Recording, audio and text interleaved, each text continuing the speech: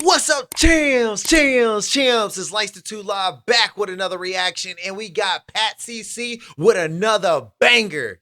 This one's called The Death of Mainstream. Let's check it out. High quality content available than ever before, and yet most people feel like there is something missing. There was once a time where it felt like we were all on the same wavelength when it came to entertainment and pop culture. Everything felt more impactful. Movies were bigger, music spread further, famous people were actually famous, awards meant something, and if there was a shocking story in the news, it was impossible to miss. It was much easier to have your finger on the pulse of pop culture, and it created this bond that we had together as strangers. And we took it for granted, because now that that bond is gone, the world of entertainment, music, movies, shows, social media feels oversaturated. This is gonna be a good one. I feel it already in my skin and bones. I can relate to this already, and it's only 41 seconds in. Let's go. Confusing and dull. I bet most of you can relate to this. How many times these days does someone say to you, "Hey, did you hear about," or "Hey, did you see?" And not only is your answer no, but you literally have no idea what they are talking about. Life wasn't always like that. What we are missing today and for the past few years is a monoculture, which is essentially one culture that all Americans are connected to. Sometimes I even call it the death of mainstream, because nothing really feels mainstream anymore. Every decade had their own version of monoculture that was seemingly easily defined. But what will define the 2020s? I think my favorite monoculture experience growing up was MySpace. Like, MySpace was like a block party. That was like I feel like everybody got on MySpace and was talking to everybody on MySpace. Like, that was like a big community. Like, oh my gosh. Monoculture is dead. And for anyone watching this that's like a teenager or younger, it means nothing because they can't relate to that experience. But literally anyone older than that remembers their version of monoculture and probably misses it because it represents a much more simple time. Every generation before Gen Alpha had limited options for entertainment, and they thought it was a burden, flipping through TV channels saying, "Oh, there's nothing to watch." But now our options are infinite. 3.7 million YouTube videos uploaded every day, one streaming service with every song ever made, and 100,000 new songs being uploaded every day. Dozens of subscription services with thousands of movies and TV shows. They got to chill with the subscription services. I ain't gonna lie to you. It's to the point where if I ain't got a 7-day trial to watch and binge watch in 7 days, I don't even want to watch it no more. I'm not buying, like, bro, there's too many subscription services out in the world nowadays. I can't keep up with them, and nor can my pockets. A literal endless singular feed of short form videos that one can spend hours without realizing the time has passed. And despite having access to all of this content, a lot of us feel bored and disconnected from each other. Well, today I want to talk about that feeling. That feeling like something is missing. I believe it is tied to the death of monoculture. So let's dive into how we got here, where it went wrong, and actually why some of you might consider it to be a good thing. Entertainment has always evolved based on the available technology. The easier it is to consume, the less impactful it is. Movie theater ticket sales had their all-time peak in the US in 1946. Over 90 million weekly admissions were recorded, which means that about 60% of the US population went to go see a movie that year. Now, were movies objectively better in 1946? Absolutely. Do y'all remember a good drive-in movie? Entertainment overall. The introduction of the television likely slowed down movie tickets. Literally, that's how you know movies was a lot better back in the day. You could go to the drive-in and watch 3 movies in one night. I can barely go to the movie theater now and there be 2 movies that I even want to watch. You feel me?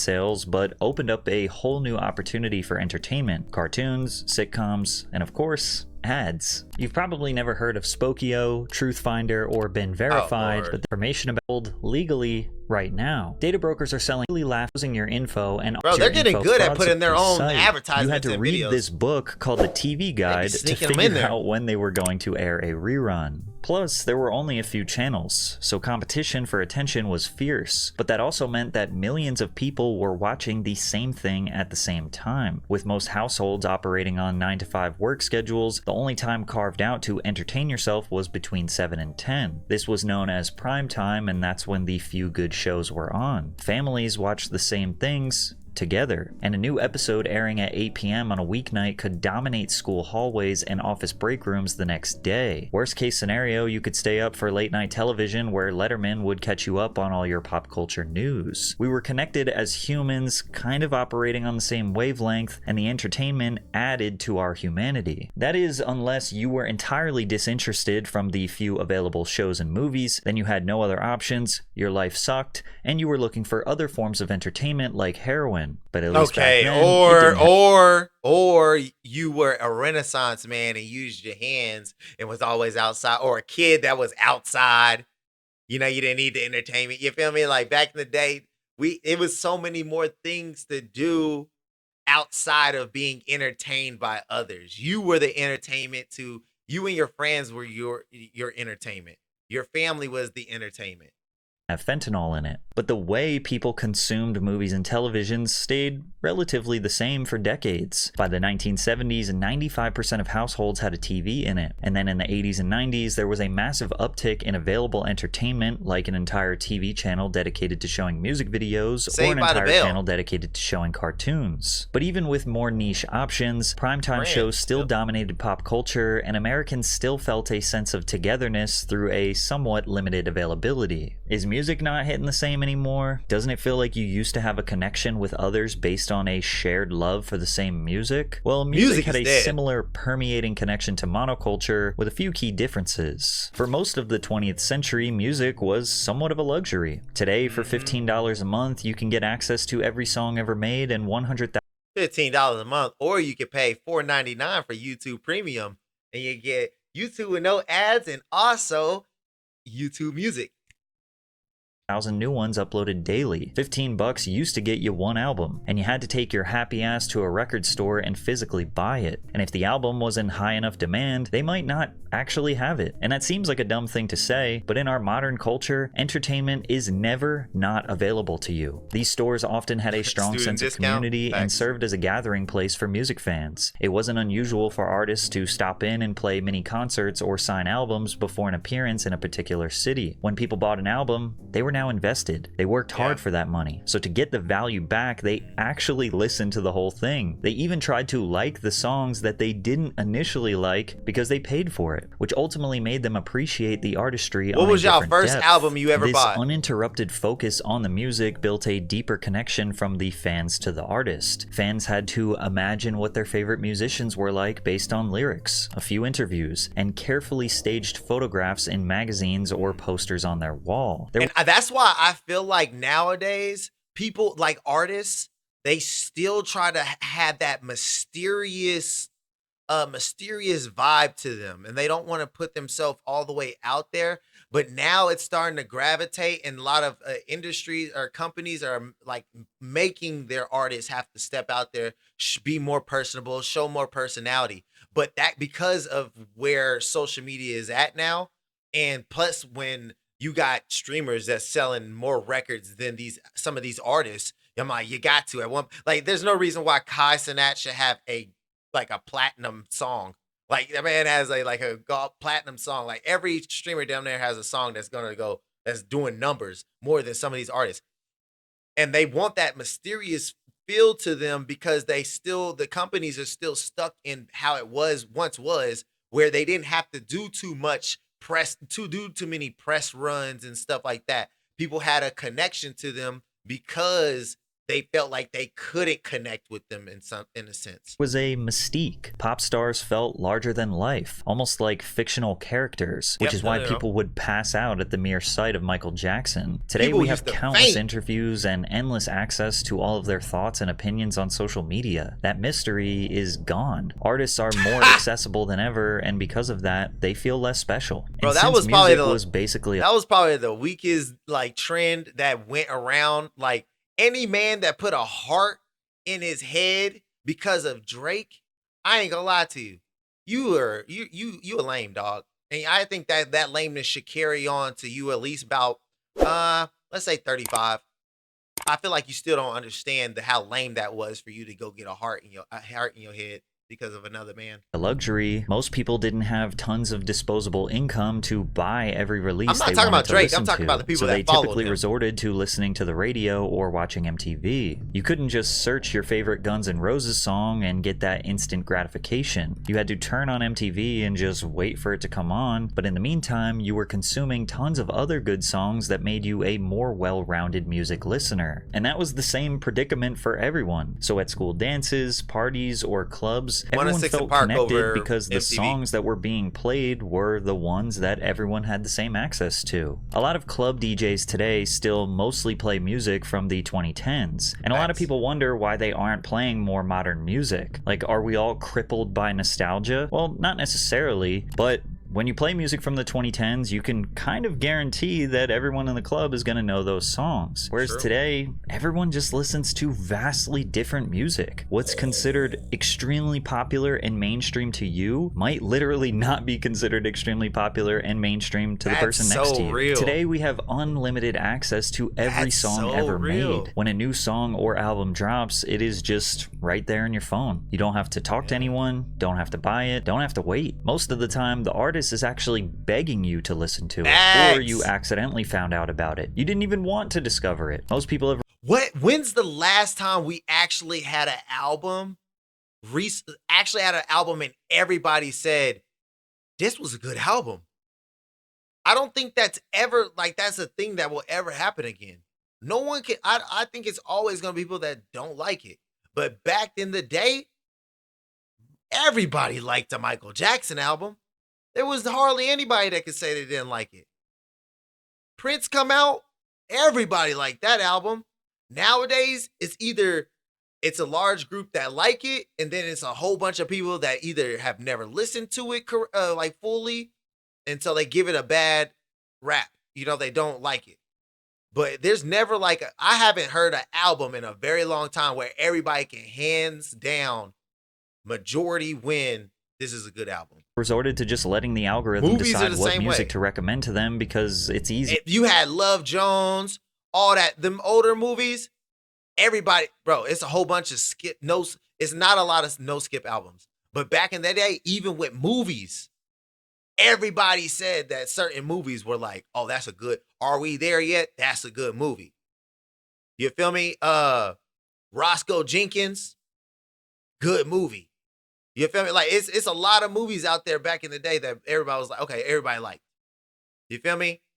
White Chicks, good movie. Than doing all of the effort I just talked about before. Combine this lack of mono connectivity through music, requiring absolutely no effort to get access to the music, as well as artists not having the star power due to overexposure, and surprise, music holds absolutely no value to the average casual listener. Once we entered the 2000s, the rapid advancement of available technology caused a dominant monoculture to become more fragmented. TVs were becoming cheaper, bigger, and higher quality. S. Williams, the internet was getting faster, becoming easier to access and navigate. Cell phones were in everyone's pocket. We were becoming more connected than ever, but we didn't realize. Damn, y'all remember when the internet looked like this? Who had AOL dial-up? You remember when the internet used to make the screeching sound?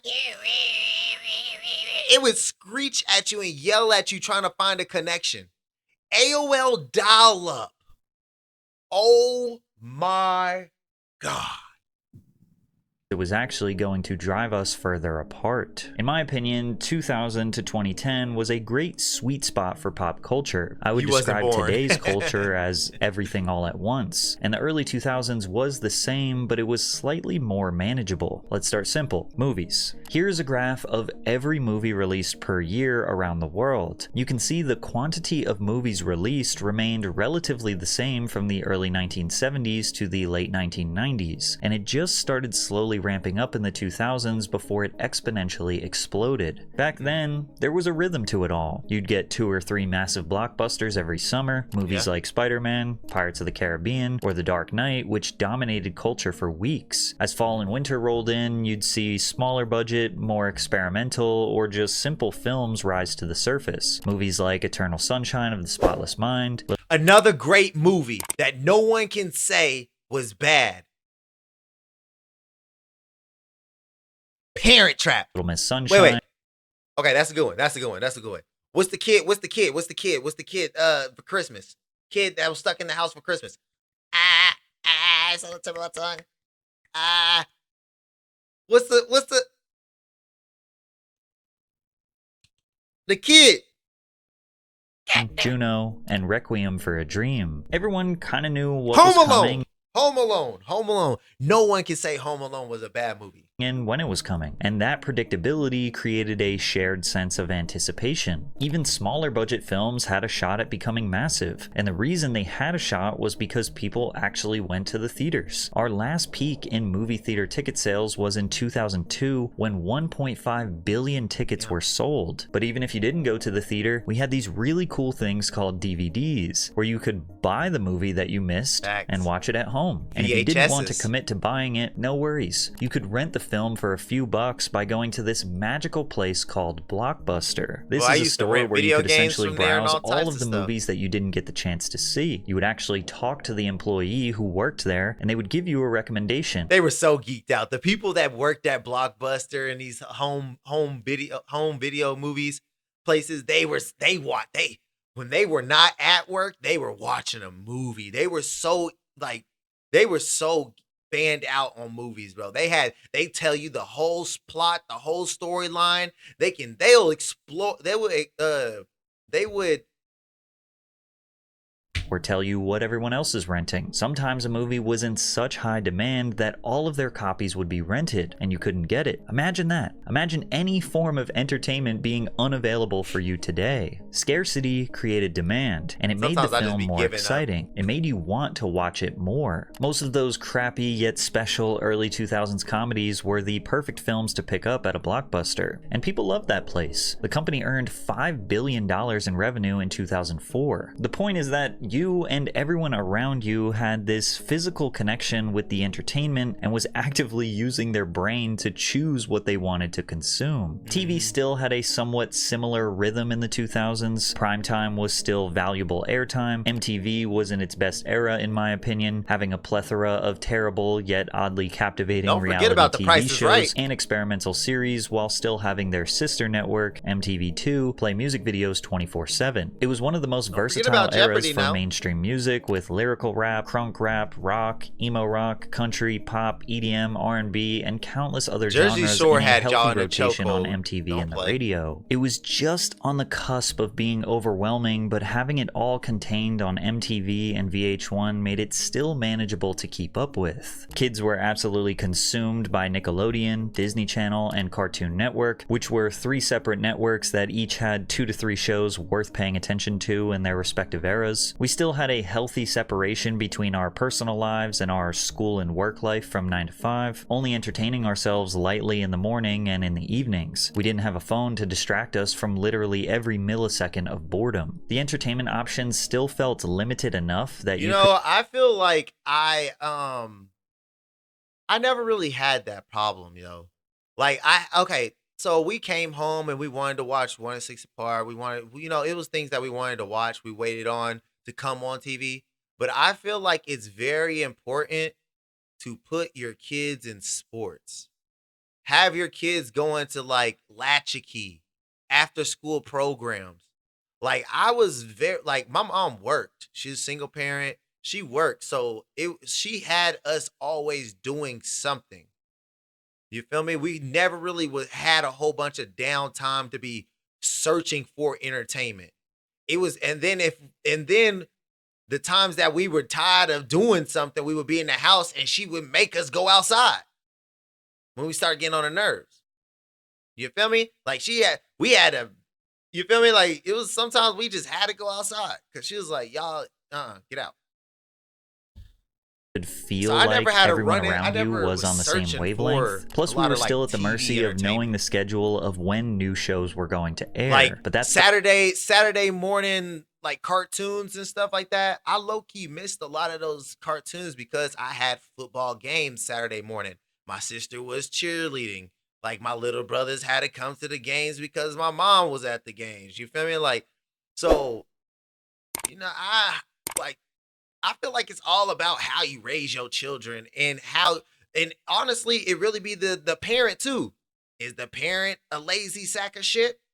If the parent's a lazy sack of shit, she gonna raise some lazy sacks of shit. You feel me? So then we all searching for entertainment. started to die when cable companies provided DVR capabilities. You could now record your favorite shows and movies and watch them later whenever you wanted. This was Hannah the beginning Montana. of the streaming service Yep. era takeover that so many people today loathe. Today, you may feel like you are not as connected to the culture I had to because go to one, summer camp. less people are going to the theaters, and two, the DVD and TV business has been demolished by streaming services like Netflix, Hulu, HBO Max, etc. Being able to stream anything, anywhere, anytime, all while being alone in your room means there's no anticipation, no excitement, nobody to share the experience with, and therefore no real reason to watch, which is Yeah. why you simply scroll and scroll through endless choices, waiting for something to magically grab your attention, waiting for something to give you a reason to watch, but it just never happens. On a lighter note, every now and again, we do have a monoculture moment. I think back to the Barbie movie where girls were excited to dress in all pink and drag their boyfriends to the theaters, only for the guys to Definitely didn't go to immediately that. after drag their girls to see Oppenheimer, where I'm assuming many of them fell asleep. I think back to Squid Games, where it felt like everyone and their mother was blindsided by this dystopian critique of Love Island.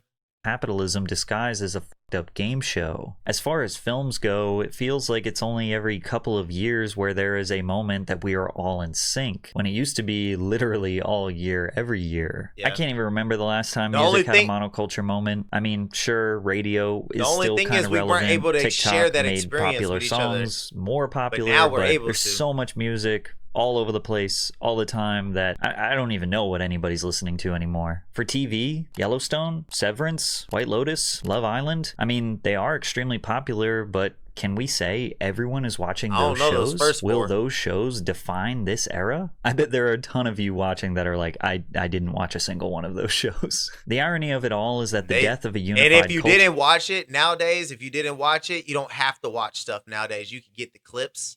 You can see what's going on. Like Love Island, if you didn't watch Love Island, you still watched it because you know what happened.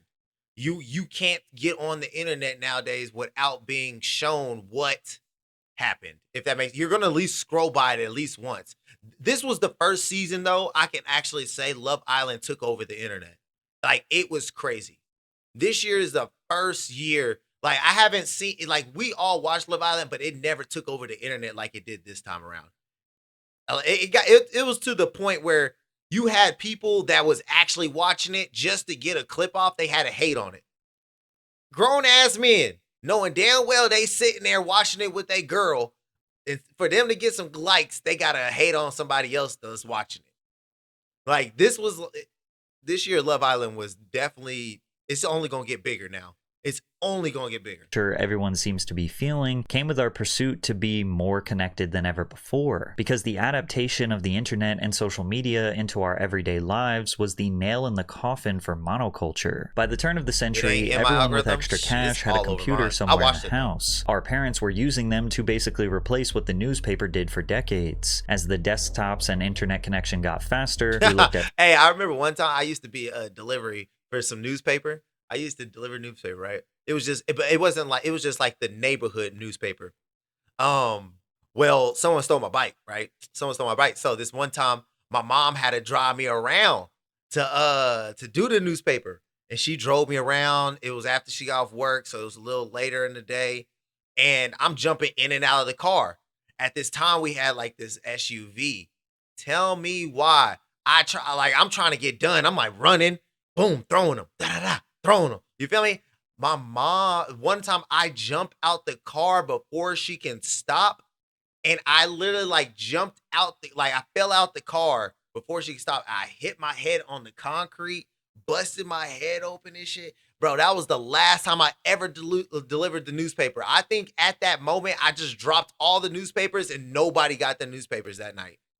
Forums, chatted through AOL Instant Messenger, played simple flash games on Newgrounds, and even bid on random antiques from eBay. Being connected to random people all over the world was beautiful. You were no longer limited to the thoughts, beliefs, and interests of those in your geographical location. The internet was still somewhat difficult to navigate. You know, there was a time when Google didn't have all the answers. You had to check other search engines like Yahoo and my favorite, Ask Jeeves, to find what you were looking for. Videos would take forever to load, the quality was often terrible, and sometimes just straight up didn't work. Using the internet kind of felt like exploring uncharted land. That friction, scarcity, and lack of instant gratification was what made it special. It was worth working for. Someone said, call OSHA, you got hurt on the job. With no damn OSHA. Some old ass lady gave me them newspapers for the community. I had to freaking wrap them up myself. I had to put the rubber bands on them and all that. Today, we just expect things to work. We demand convenience, and we are willing to give up our human autonomy for it. Initially, the entertainment industry as a whole saw the internet as a threat because of piracy. Suddenly, millions of people could download movies, music, and TV shows for free through networks like Napster, LimeWire, and torrent sites, completely bypassing traditional revenue models. Studios, labels, and networks feared the collapse of their business structures, as physical sales and TV deals were at the risk of being replaced. The internet stripped them of control, and for the first time, the consumer had the power to access content without paying a cent. From the consumer's perspective, the logic was simple. Why pay for something when you can get it for free instantly? Piracy wasn't just about being cheap, it was about convenience. Buying a CD or DVD meant going to a store, spending 10 to 20 bucks, and hoping you'd like the full album or movie. Then again, people didn't realize the nuanced value of the additional human experiences they got while consuming entertainment. All that driving to the store, talking to people, limited inventory, sitting on a sticky theater seat, that was all just considered to be an inconvenient cost to getting what you wanted. But you couldn't argue against the value that the internet brought to individuals. It gave everyone a voice, a platform, and endless options tailored exactly to their preferences. And that ramped up significantly in 2003 when MySpace became the first widely accepted platform for social media. By 2005, the platform had around 300 million users and had an estimated valuation of over $10 billion. The platform allowed people to share their personal passions and stories. MySpace had us coding at in middle school. Damn near, bro, we were coding. And that's another thing. Bro, social media is so basic and every layout is the same where we don't have any creativity no more. You could definitely come to my page. You gonna hear some Millie. You gonna hear that Lil Wayne blasting on you. You gonna hear some Soulja Boy maybe. You feel me at that time, bro? Oh my gosh. You had your own personality. No one has their own personality. Everybody is trying to be like someone else nowadays. It's ruined the way we function. That's what made MySpace goes down as probably the best, hands down, the best social media platform ever. To this day. I don't know. TikTok's up there. But okay. TikTok might be better. But as in like personality, expression, community, like Facebook, MySpace was the block party. You feel me?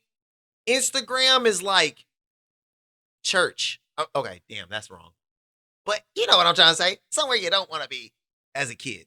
stories as individuals. If nobody in your real life aligned with your interests, you would be able to find a community of like-minded people online. People started calling random strangers on the internet their friends. They became invested in their lives, wanting to know what they were doing in their geographical location. Your connection to random people around the world started to make you disconnected from those physically around you. Slowly, the digital world began to feel more important than the physical one. As platforms evolved, first with Facebook, then Instagram, and eventually TikTok, the focus shifted even further away from a Shout out to shared all the new experience followers. and Love towards y'all. personal branding. Algorithms were designed not to connect people as a whole, but to keep you personally engaged, feeding you content you already agreed with or found entertaining. The internet became less of a town square and more of an echo chamber, reflecting only your own tastes, beliefs, and biases back at you, just so you wouldn't click off the app. Social media stopped being about community and became a stage where everyone was the main character of their own story. It made individuals feel more powerful than ever, which could be considered a good thing, but it also created a cultural landscape more narcissistic, divisive, and isolated than any era in history. So the reason why movies, TV, YouTube, social media, and literally all other forms of entertainment don't feel the same is a combination of really complicated nuances. However, with a shift in mentality, you could look at all of this as a good thing. If you are a strong-minded individual, introverted, or just someone who doesn't really care about a sense of community and those around you, you are in the golden ages. For decades, if you didn't fit into the narrow lens of what the mainstream deemed valuable, if you didn't like the biggest pop star, or wear the right clothes, or relate to the 5 TV shows everyone else watched, you were invisible. You had nowhere to go. You were the weird kid, the quiet one, the one who didn't belong. But now, the internet gives you infinite options to find belonging, and literally any interest you may have, no matter how unique it is, chances are there is a niche community where someone like you isn't just accepted, you're celebrated. Do you like wolves eating watermelons? So do 61,000 other people. Do you like stapling bread to trees? So do 335,000 other people. Today, a girl who was once mocked in school for drawing anime characters in her notebook can become a full-time artist with a fan base of thousands or millions. Now, that's actually cool though.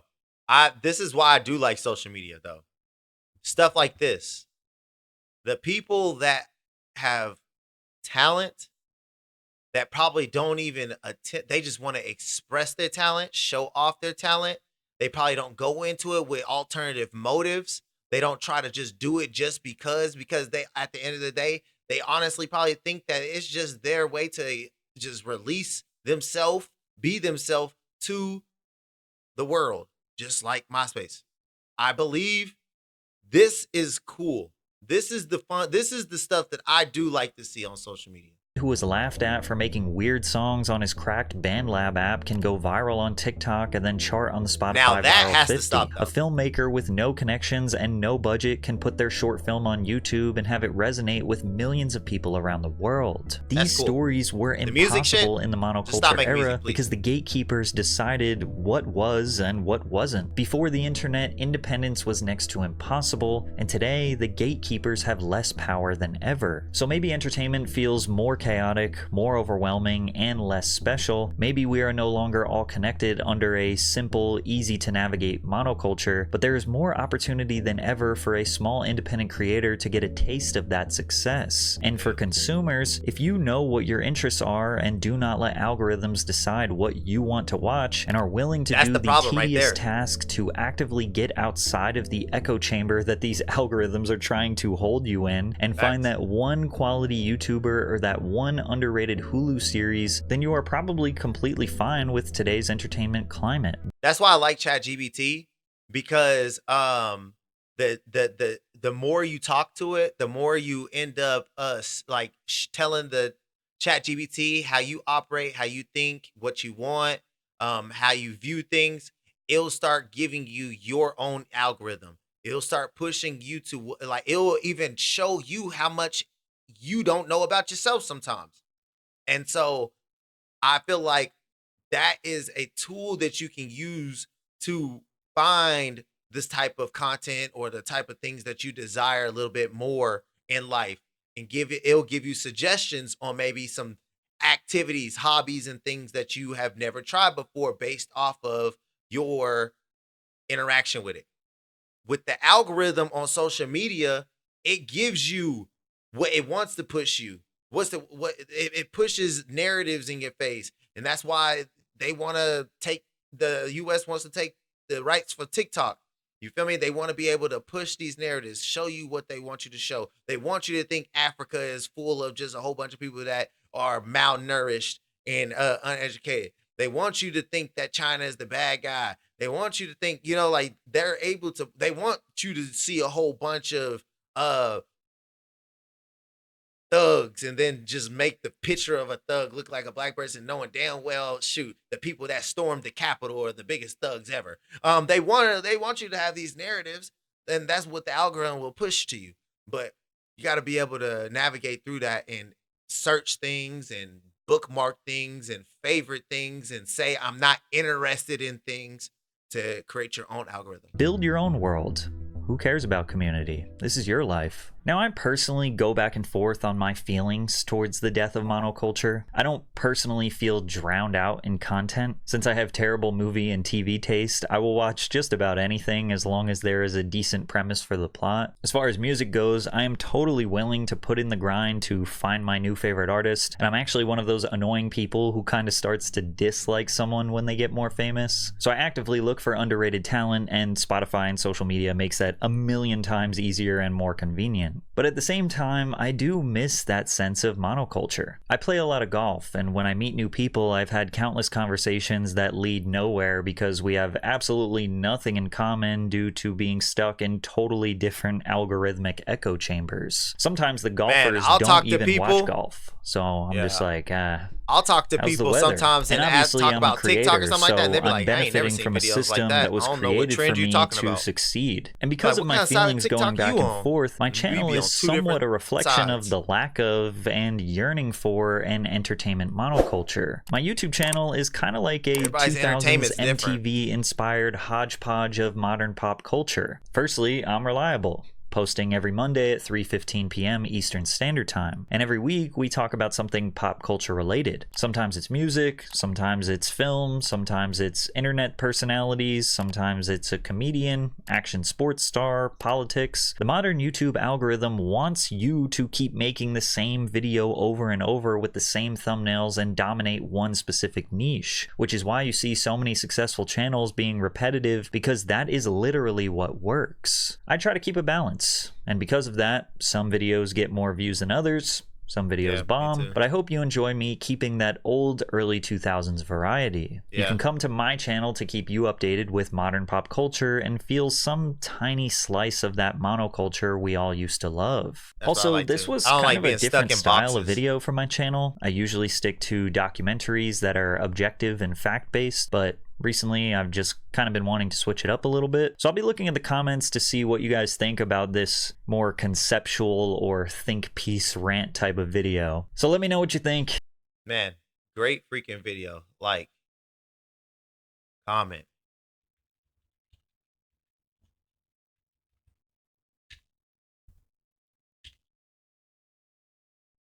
W video, Pat, man, I enjoyed that a lot. That resonated with me a lot. Hopefully you enjoyed it. Let me know what you think in the comments about it. Share this video to a friend. All right. I need everybody right now. Click on that share button, send it to a friend, be like, you know what? This video was for you, and I want you to watch it. Take some time out your day and watch it. All right. Love y'all. Subscribe. But most importantly, you already know, share it to a friend. I'll see you in the next video. Peace.